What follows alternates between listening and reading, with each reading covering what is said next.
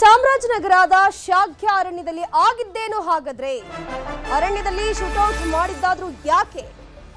ಮೃತಪಟ್ಟವರು ಮೂವರು ಕೂಡ ಬೇಟೆಗಾರರು, ಅನ್ನದಾತರು. ಬೇಟೆಗಾರರು ಅಂತಿದ್ದಾರೆ ಅರಣ್ಯ ಇಲಾಖೆ ಸಿಬ್ಬಂದಿ. ಇದು ಉದ್ದೇಶಪೂರ್ವಕವಾಗಿ ಆಗಿರೋ ಕೊಲೆ ಅಂತ ಹೇಳ್ಕೊಂಡು ಆ ಮೃತಪಟ್ಟವರ ಕುಟುಂಬಸ್ಥರು ಆರೋಪವನ್ನ ಮಾಡ್ತಾ ಇರೋದು. ಹಾಗಾದ್ರೆ ಶಾಗ್ಯದಲ್ಲಿ ಎಕ್ಸಾಕ್ಟ್ಲಿ ಆಗಿದ್ದೇನು ಅನ್ನುವಂಥದ್ದೀಗ ಯಕ್ಷ ಪ್ರಶ್ನೆ ಆಗಿದೆ. ಉದ್ದೇಶಪೂರ್ವಕವಾಗಿ ಕೊಲೆ ಅನ್ನುವಂಥ ಆರೋಪ ಮಾಡ್ತಾ ಇದ್ದಾರೆ. ಹಾಗಾದ್ರೆ ಎಕ್ಸಾಕ್ಟ್ಲಿ ಅಲ್ಲಿ ನಡೆದಿರುವಂಥದ್ದು ಏನು ಅನ್ನುವಂಥದ್ದು ಯಕ್ಷ ಪ್ರಶ್ನೆ ಆಗಿದೆ. ಶಾಗ್ಯ ಗ್ರಾಮದಲ್ಲಿ ಆ ಅರಣ್ಯ ಭಾಗದಲ್ಲಿ ಏನಾಗಿದೆ ಅನ್ನೋದಕ್ಕೆ ಇನ್ನೂ ಕೂಡ ಉತ್ತರ ಸಿಗ್ತಾ ಇಲ್ಲ. ಅರಣ್ಯದಲ್ಲಿ ಶೂಟೌಟ್ ಮಾಡಿದ್ದಾದ್ರೂ ಯಾಕೆ ಅನ್ನುವಂಥ ಪ್ರಶ್ನೆ ಉದ್ಭವ ಆಗಿದೆ. ಮೃತಪಟ್ಟ ಮೂವರು ನಿಜವಾಗ್ಲೂ ಇಲ್ಲಿ ಬೇಟೆಗಾರರು ಅಥವಾ ಅವರು ರೈತರು ಅನ್ನುವಂಥದ್ದು ಯಕ್ಷ ಪ್ರಶ್ನೆಯಾಗಿ ಕಾಡ್ತಾ ಇರುವಂಥದ್ದು. ಅವರ ಸ್ಥಳೀಯರು, ಅಲ್ಲಿನ ಸ್ಥಳೀಯರು ಹೇಳ್ತಾರೆ, ಗ್ರಾಮಸ್ಥರು ಹೇಳ್ತಾರೆ ಅವರು ರೈತರು, ಅವರು ಆ ರೀತಿ ಬೇಟೆಯಾಡುವವರಲ್ಲ ಅಂತ ಹೇಳ್ತಾರೆ.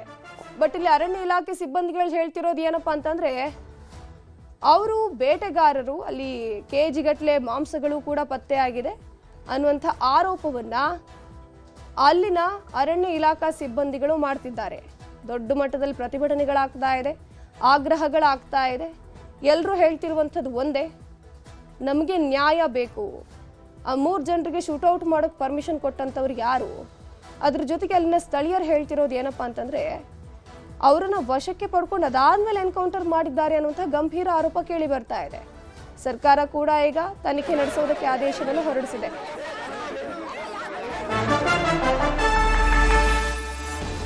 ಎನ್ಕೌಂಟರ್ ಪ್ರಕರಣದ ವಿರುದ್ಧ ಶಾಗ್ಯ ಗ್ರಾಮಸ್ಥರು ಕಿಡಿಕಾರ್ತಾ ಇದ್ದಾರೆ. ಹನೂರು ಪೊಲೀಸ್ ಠಾಣೆ ಮುಂದೆ ಅಹೋರಾತ್ರಿ ಧರಣಿ ನಡೆದಿದೆ. ಮೃತರ ಕುಟುಂಬಕ್ಕೆ ತಲಾ 2 ಕೋಟಿ ಪರಿಹಾರಕ್ಕೆ ಆಗ್ರಹವನ್ನ ಮಾಡಲಾಗ್ತಾ ಇದೆ. ಮೃತರ ಕುಟುಂಬಸ್ಥರಿಗೆ ಸರ್ಕಾರಿ ಉದ್ಯೋಗವನ್ನು ನೀಡಬೇಕು ಅನ್ನುವಂತಹ ಆಗ್ರಹ ಕೇಳಿ ಬರ್ತಾ ಇರೋದು.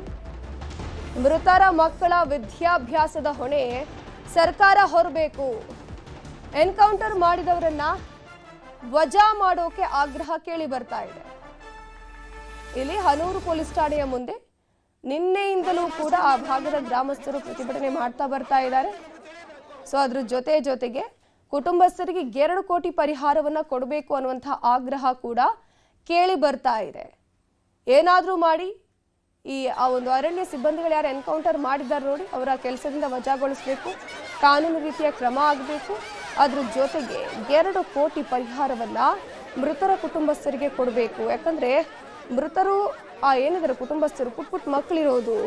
ಸೊ ಮಹಿಳೆಯರು ಏನು ಮಾಡ್ತಾರೆ, ಅವರೇ ಆಧಾರ ಸ್ತಂಭ ಆಗಿದ್ರು.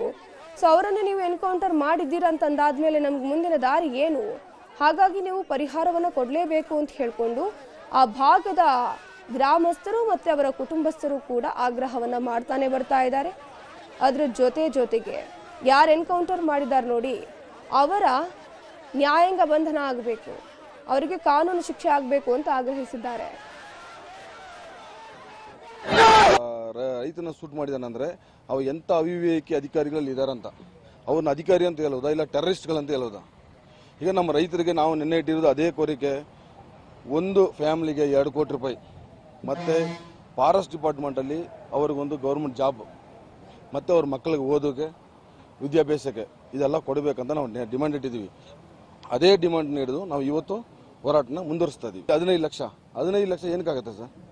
ಬೇಡ, ನಾವು 20 ಲಕ್ಷ ಕೊಡ್ತೀವಿ, ಅವ್ರನ್ನ ಇಲ್ಲೇ ಗಲ್ಲಿಗೇರಿಸ್ಬಿಡಿ. ಅವ್ರ ಫ್ಯಾಮಿಲಿಗೆ ನಾವು 5 ಲಕ್ಷ ಎಕ್ಸ್ಟ್ರಾ ಕೊಡ್ತೀವಿ ರೈತರು. ಯಾಕಂದ್ರೆ ರೈತರು ಅಷ್ಟು ಕೀಳ್ ಮಟ್ಟಕ್ಕೆ ಇದೀವಾ? ಯಾವ ಕಾರಣಕ್ಕೆ ಶೂಟ್ ಮಾಡೋಕೆ ಅವ್ರು ಯಾರು ಅಧಿಕಾರ ಕೊಟ್ಟರು? ಅವ್ರ ಮೇಲೆ ಏನಿತ್ತು? ಎನ್ಕೌಂಟರ್ ಅಂತಾರೆ, ಏನು ಎನ್ಕೌಂಟರ್, ಏನು ಕೇಸ್ ಇದ್ದು ಅವ್ರ ಮೇಲೆ? ಇವುಗಳು ಯಾರು ಅಧಿಕಾರ ಚಲಾಯಿಸ್ತಾರೆ? ಯಾರು ಕೇಳೂರು ಯಾರು ಇಲ್ಲ. ಮನುಷ್ಯತ್ವನೇ ಸತ್ತು ಹೋಗಿದೆ ಅಂತ ಹೇಳ್ತೀವಿ ನಾವು. ಈ ಪ್ರಜಾಪ್ರಭುತ್ವ ಅನ್ನೋದು ಇಲ್ಲಿ ಸತ್ತೋಯ್ತು. ಇವು ಯಾವ್ದು ನಾವು ಪ್ರಜಾಪ್ರಭುತ್ವದಲ್ಲಿ ಇಲ್ಲ. ಇಂಡಿಪೆಂಡೆನ್ಸ್ ಡೇ ಅವತ್ತೇ ಈ ಥರ ಅನ್ಯಾಯ ಆಗಿರೋದ್ರಿಂದ ನಾವು ಯಾವುದೇ ಕಾರಣಕ್ಕೂ ಈ ಇಂಡಿಪೆಂಡೆನ್ಸ್ ಡೇ ನಾವು ಮಾಡಲ್ಲ. ರೈತನ ಶೂಟ್ ಮಾಡಿದಾನಂದ್ರೆ ಇದ್ರ ಬಗ್ಗೆ ಹೆಚ್ಚಿನ ಮಾಹಿತಿ ನೀಡ್ತಾ ಹೋಗ್ತಾರೆ ನಮ್ಮ ಪ್ರತಿನಿಧಿ ನಂದೀಶ್. ನೇರ ಸಂಪರ್ಕದಲ್ಲಿ ಜಾಯಿನ್ ಆಗಿದ್ರೆ ನಂದೀಶ್, ಇಲ್ಲಿಗ ಯಕ್ಷ ಪ್ರಶ್ನೆಯಾಗಿ ಕಾಡ್ತಿರುವಂಥದ್ದು ಒಂದು ಏನಪ್ಪಾ ಅಂತಂದ್ರೆ ಅಲ್ಲಿ ಅರಣ್ಯದ ಒಳಗಡೆ ಈ 3 ಜನರನ್ನ ಎನ್ಕೌಂಟರ್ ಮಾಡಿದ್ರಲ್ವಾ, ಈಗ ಕಾರಣ ಏನು, ಯಾಕಾಗಿ ಎನ್ಕೌಂಟರ್ ಮಾಡಿದ್ರು, ಮತ್ತೆ ಅವ್ರು ನಿಜವಾಗ್ಲೂ ಬೇಟೆಗಾರರು ಅಥವಾ ರೈತರು? ತನಿಶ್ರೀ, ಏನು 4 ಜನ ನಿನ್ನೆ ಕಾವೇರಿ ಉಣ್ಣೆದಮ್ಮಕ್ಕೆ ಹೋಗಿದ್ರು, ಅವರಲ್ಲಿ ಗುಂಡಿನ ಚಕಮಕಿ ನಡೆದು ಅರಣ್ಯ ಸಿಬ್ಬಂದಿ ಜೊತೆ 3 ಜನ ಮೃತಪಟ್ಟರು. ಆದ್ರೆ ಗ್ರಾಮಸ್ಥರು ಹೇಳೋ ಪ್ರಕಾರ ಅವರು ಯಾವುದೇ ಬೇಟೆಗೆ ಹೋಗಿರ್ಲಿಲ್ಲ ಅಂತ. ಆದ್ರೆ ಅರಣ್ಯ ಇಲಾಖೆಯವರು ಹೇಳೋದು ಬೇಟೆಗೆ ಬಂದಿದ್ರು, ಅವ್ರ ಹತ್ರ ನಾವು ಮಾಂಸ ವಶಪಡಿಸ್ಕೊಂಡಿದ್ವಿ ಮತ್ತೆ 2 ಬಂದೂಕುಗಳನ್ನು ವಶಪಡಿಸ್ಕೊಂಡಿದ್ವಿ ಅಂತ ಅರಣ್ಯ ಇಲಾಖೆಗೆ ಸ್ಪಷ್ಟಪಟ್ಟಿದೆ. ಆದ್ರೆ ಗ್ರಾಮಸ್ಥರು ಹೇಳೋ ಪ್ರಕಾರ ಅವರು ಯಾವುದೇ ಕಾರಣಕ್ಕೂ ಬೇಟೆಗೆ ಹೋಗಿರ್ಲಿಲ್ಲ. ಅಲ್ಲಿ ಹಸುವು ಒಂದು ಕಾಣೆಯಾಗಿತ್ತು, ಅದನ್ನು ಹುಡುಕಿಕೊಂಡು ಹೋಗಿ ರಾತ್ರಿ ಅಲ್ಲೇ ಮಲಗಿದ್ರು. ಮಲಗಿದವ್ರ ಮೇಲೆ ಇವರು ಏಕಾಏಕಿ ಗುಂಡಿನ ದಾಳಿ ನಡೆಸಿ ಅವ್ರನ್ನ ಸಾಯಿಸಿದ್ದಾರೆ ಅಂತ ಹೇಳಿ ಅದರಲ್ಲಿ 3 ಜನ ಮೃತಪಟ್ಟಿದ್ದಾರೆ. ಒಬ್ಬ ಗಾಯಗೊಂಡು ಮೈಸೂರಿನ ಆಸ್ಪತ್ರೆಗೆ ಚಿಕಿತ್ಸೆ ಪಡ್ತಾ ಇದ್ದಾನೆ. ಮತ್ತೆ ನಿನ್ನೆಯಿಂದಲೂ ಸಹ ನಮಗೆ ನ್ಯಾಯ ಬೇಕು ಅಂತ ಹೇಳಿ ಈಗ ಗ್ರಾಮಸ್ಥರು ಪ್ರತಿಭಟನೆ ಮಾಡಿದ್ದಾರೆ. ಏನು ಮೃತಪಟ್ಟ ಸಂಬಂಧಿಕರು ಮತ್ತು ಆ ಭಾಗದ ಗ್ರಾಮಸ್ಥರು, ಶಾಖೆ ಸುತ್ತಮುತ್ತಲಿನ ಗ್ರಾಮಸ್ಥರು ಏನು ಪ್ರತಿಭಟನೆಯನ್ನ ಚಾಮರಾಜನಗರ ಜಿಲ್ಲೆ ಹನೂರು ಪೊಲೀಸ್ ಠಾಣೆ ಬಂದು ಒಂದು ಪ್ರತಿಭಟನೆಯನ್ನ ಮಾಡ್ತಾ ಇದ್ದಾರೆ. ಅವ್ರಿಗೆ ಕಾರಣ ಇಷ್ಟೇ, ಏನಂತಂದ್ರೆ ಮೃತರ ಕುಟುಂಬಗಳಿಗೆ ತಲಾ 2 ಕೋಟಿ ರೂಪಾಯಿ ಪರಿಹಾರ ಕೊಡಬೇಕು, ಮತ್ತೆ ಅವರ ಮಕ್ಕಳ ವಿದ್ಯಾಭ್ಯಾಸವನ್ನ ಸರ್ಕಾರವೇ ವಹಿಸ್ಕೊಳ್ಬೇಕು, ಮತ್ತೆ ಏನು ಎನ್ಕೌಂಟರ್ ಮಾಡಿದ್ದಾರೆ ಅವರನ್ನ ಕೂಡಲೇ ಸೇವೆಯಿಂದ ವಜಾ ಮಾಡಬೇಕು ಅಂತ ಹೇಳಿ ರಾತ್ರಿ ಇಡೀ ಪ್ರತಿಭಟನೆ ಮಾಡಿದ್ದಾರೆ. ಮತ್ತೆ ಇದಕ್ಕೆ ಹನೂರು ಶಾಸಕ ಮಂಜುನಾಥ್ ಅವರು ಸಹ ರಾತ್ರಿ ಪ್ರತಿಭಟನಾಕಾರರನ್ನು ಭೇಟಿಯಾಗಿ ಅವರನ್ನು ಸಮಾಧಾನ ಕೊಡುವ ಕೆಲಸ ಮಾಡಿದ್ರು. ತಲಾ 15 ಲಕ್ಷ ಕೊಡ್ತೀವಿ, ಪರಿಹಾರನ ಕೊಡ್ತೀವಿ, ಮತ್ತೆ ಕ್ರಮ ತಗೊಳ್ತೀವಿ ಅಂತ ಭರವಸೆ ಒಪ್ಪಿಸಿದ್ರು. ಆದ್ರೆ ಒಂದು ಫ್ಯಾಮಿಲಿ ಅವರು ಸಪರೇಟ್ ಆಗಿ ಒಂದು ಇದಾಗಬೇಕು, ನಮ್ಗೆ ಬೇಡಿಕೆ ಈಡೇರ್ಬೇಕು, ಅಲ್ಲಿವರೆಗೂ ನಾವು ಯಾವುದೇ ಕಾರಣಕ್ಕೂ ಪ್ರತಿಭಟನೆ ಹಿಂಸೆಗೊಳಿಸ್ಕೊಳ್ಳಲ್ಲ ಅಂತ ಹೇಳಿ ಒಂದು ಪ್ರತಿಭಟನೆಯನ್ನ ಮಾಡ್ತಾ ಇದ್ದಾರೆ. ಜೊತೆಗೆ ನಿನ್ನೆ FIR ಕೂಡ ಆಗಿತ್ತು ಅರಣ್ಯ ಇಲಾಖೆಯವ್ರ ಜೊತೆ. ಅರಣ್ಯ ಇಲಾಖೆಯವ್ರ ಮೇಲೆ ಅವ್ರು ಕೊಲೆ ಮೊಕದ್ದಮೆಯನ್ನು ದಾಖಲು ಮಾಡಿದ್ದಾರೆ. ಆದ್ರೂ ಸಹ ಇವರ ಆಕ್ರೋಶ ತಡೆದಿಲ್ಲ. ನಮಗೆ ಅವ್ರನ್ನ ಕೂಡಲೇ ಸಸ್ಪೆಂಡ್ ಮಾಡಬೇಕು, ಮತ್ತೆ ತಲಾ 2 ಕೋಟಿ ರೂಪಾಯಿ ಪರಿಹಾರ ಕೊಡಬೇಕು, ಮತ್ತೆ ಮಕ್ಕಳ ವಿದ್ಯಾಭ್ಯಾಸದ ಖರ್ಚನ್ನ ಸರ್ಕಾರವೇ ವಹಿಸ್ಕೊಳ್ಬೇಕು ಅನ್ನೋದು ಇವರ ಪಾಯಿಂಟ್ ಆಗಿದೆ. 15 ಲಕ್ಷ ಪರಿಹಾರ ಕೊಡ್ತೀವಿ ಅಂತ ಹೇಳಿ ಮುಖ್ಯಮಂತ್ರಿಗಳ ಜೊತೆ ಚರ್ಚೆ ಮಾಡಿದ್ದೀನಿ, ನಿಮ್ಗೆ ಕೊಡಿಸ್ತೀನಿ ಅಂತ ಹೇಳಿ ಹನೂರು ಶಾಸಕರು ಒಂದು ಭರವಸೆಯನ್ನು ಕೊಟ್ಟಿದ್ರು ಸಹ ನಾವು ತಲಾ 2 ಕೋಟಿ ರೂಪಾಯಿ ಬೇಕು, 15 ಯಾವುದಕ್ಕೂ ಸಾಲದಿಲ್ಲ, ನಮ್ಗೆ 2 ಕೋಟಿ ರೂಪಾಯಿ ಬೇಕು ಅಂತ ಪಟ್ಟಿದ್ದಾರೆ. ನಾವು ಯಾವ್ದು ರಾತ್ರಿ ಇಡೀ ಪ್ರತಿಭಟನೆ ಮಾಡಿದ್ದಾರೆ, ಮತ್ತೆ ಈಗಲೂ ಸಹ ಪ್ರತಿಭಟನೆ ಮುಂದುವರಿದೆ. ಮತ್ತೆ ಇವತ್ತು ಬೆಳಿಗ್ಗೆ 10 ಗಂಟೆ ವೇಳೆಗೆ ಸುತ್ತಮುತ್ತಲ ಗ್ರಾಮಸ್ಥರ ಪ್ರತಿಭಟನೆಗೆ ಬರ್ತಾರೆ. ಮತ್ತೆ ಯಾವುದೇ ಕಾರಣಕ್ಕೂ ನಾವು PM ಗೆ ಒಪ್ಪೋದಿಲ್ಲ ಅಂತಂದ್ರೆ ಈಗ FIR ಆಗಿ ಮೈಸೂರಿನಲ್ಲಿ ಪೋಸ್ಟ್ ಮಾರ್ಟಮ್ ಆಗ್ಬೇಕಾಗಿತ್ತು.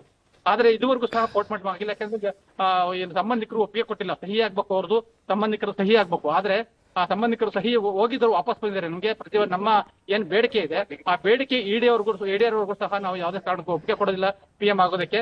ಮತ್ತೆ ನಮ್ಮ ಬೇಡಿಕೆ ಸಂಪೂರ್ಣವಾಗಿ ಈಡೇರಬೇಕು, ಅಲ್ಲಿವರೆಗೂ ಪ್ರತಿಭಟನೆ ಮಾಡ್ತೇವೆ ಅಂತ ಹೇಳಿ ರಾತ್ರಿ ಇಡೀ ಪ್ರತಿಭಟನೆ ಮಾಡಿ ಮತ್ತೆ ಇವಾಗಲೂ ಸಹ ಪ್ರತಿಭಟನೆಯನ್ನ ನಡೆಸಿದ್ದಾರೆ. ಮತ್ತೆ ಈಗ ಸುತ್ತಮುತ್ತಲ ಗ್ರಾಮಸ್ಥರು ಸಹ ಇಲ್ಲಿ ಆಗುವಂತಹ ಎಲ್ಲಾ ಸಾಧ್ಯತೆಗಳು ಕಂಡು ಬರ್ತದೆ. ಮತ್ತಷ್ಟು ಉದ್ವಿಗ್ನ ಪರಿಸ್ಥಿತಿ ನಿರ್ಮಾಣ ಆಗುವಂತ ಎಲ್ಲಾ ಸಾಧ್ಯತೆಗಳು ಇಲ್ಲಿ ಕಂಡು ಬರ್ತಾ ಇದಾವೆ. ಧನಶ್ರೀ, ಥ್ಯಾಂಕ್ ಯು ನಂದೀಶ್ ತಮ್ಮೆಲ್ಲ ಮಾಹಿತಿಗಾಗಿ.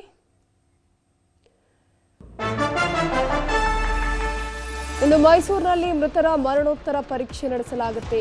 3 ಜನರನ್ನ ಎನ್ಕೌಂಟರ್ ಮಾಡಿದ್ದಾರಲ್ವಾ, ಅವರ 3 ಜನರ ಇವತ್ತು ಮರಣೋತ್ತರ ಪರೀಕ್ಷೆ ನಡೆಯುತ್ತೆ. ಇವತ್ತು KR ಆಸ್ಪತ್ರೆಯಲ್ಲಿ ಪೋಸ್ಟ್ ಮಾರ್ಟಮ್ ಆಗುತ್ತೆ. ಅದಾದ್ಮೇಲೆ ಸ್ವಗ್ರಾಮಗಳಲ್ಲಿ ಅಂತ್ಯಕ್ರಿಯೆ ನೆರವೇರಿಸಲಾಗುತ್ತೆ. ಶಾಗ್ಯದ ಅರಣ್ಯ ಇಲಾಖೆ ಸಿಬ್ಬಂದಿ ಮೇಲೆ FIR ಆಗಿದೆ, ಆದರೂ ಕೂಡ ಸಮಾಧಾನಗೊಳ್ತಿಲ್ಲ ಗ್ರಾಮಸ್ಥರು. ಶಾಗ್ಯ ಗ್ರಾಮಸ್ಥರು ರೊಚ್ಚಿಗೆದ್ಬಿಟ್ಟಿದ್ದಾರೆ. ಸುಮ್ಮನೆ ಎನ್ಕೌಂಟರ್ ಮಾಡಿದ್ದಾರೆ ಅನ್ನುವಂತಹ ಆರೋಪ ಮಾಡ್ತಾ ಇರೋದು. ಇವತ್ತು ಶಾಗ್ಯ ಗ್ರಾಮದಲ್ಲಿ ನಿನ್ನೆ ಭಾರಿ ಪ್ರೊಟೆಸ್ಟ್ ನಡೆದಿತ್ತು, ಅಹೋರಾತ್ರಿ ಧರಣಿ ಕೂಡ ಮಾಡಿದ್ರು. ನಿನ್ನೆ ಅರಣ್ಯ ಇಲಾಖಾ ಕಚೇರಿಯನ್ನ ಧ್ವಂಸ ಮಾಡಲಾಗಿತ್ತು. ಇವತ್ತು ಕೂಡ ಆ ಪ್ರತಿಭಟನೆ ಆಕ್ರೋಶ ಮುಂದುವರಿಯುವಂಥದ್ದಿದೆ. ಸದ್ಯಕ್ಕೆ ಮ್ಯಾಜಿಸ್ಟ್ರೇಟ್ ತನಿಖೆಗೆ ಸರ್ಕಾರ ಅದನ್ನು ವಹಿಸಿದೆ.